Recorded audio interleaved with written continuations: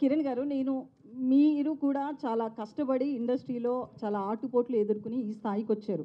ఒక హీరోగా చాలా కష్టపడి వచ్చారు. లాస్ట్ టైం నేను ఒక ప్రెస్ మీట్లో ప్రదీప్ రంగనాథన్ గారిని ఒక క్వశ్చన్ అడగడం జరిగింది. హీరోగా ఆయన చాలా కష్టపడి వచ్చాడని, ఆ కష్టాన్ని చెప్పాలి అనుకున్నాను కానీ ఆయన్ని డీగ్రేడ్ చేయాలి అనుకోలేదు. ఇప్పుడు మీరు కూడా సేమ్ అట్లనే ఎలాంటి బ్యాక్గ్రౌండ్ లేకుండా ఒక ఇండస్ట్రీలో ఒక సక్సెస్ఫుల్ హీరోగా రన్ అవ్వాలి అంటే అది ఆషామాషి కాదు. మీరు చాలా ఫేస్ చేసి వచ్చారు. ఏం చెప్తారు దాని గురించి ఒక హీరోగా? నన్ను అడగండి అమ్మా, పర్లేదు. కానీ పక్క స్టేట్ నుంచి ఒక హీరో వచ్చినప్పుడు అలా కించపరిచే క్వశ్చన్లు అడగడం మంచిది కాదని నాకు తప్పుగా కాదు.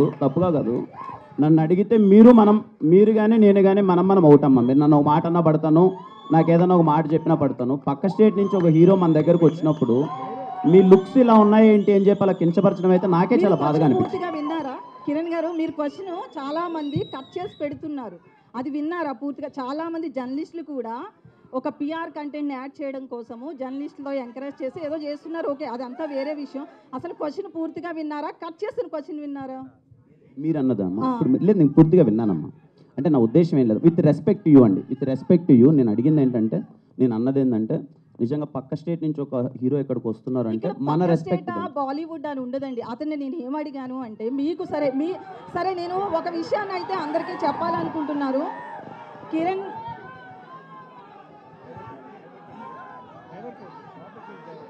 ఒక్క నిమిషం, సారీ అండి, మీరు అడగండి ప్లీజ్, మీరు అడగండి. నేను ఒక హీరో కష్టపడిన దాన్ని చెప్పించాలి అనుకున్నాను కానీ ఆయన నేను తక్కువ చేయాలనే ఉద్దేశం నాకు లేదు.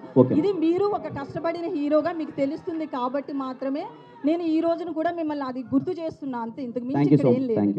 Thank you.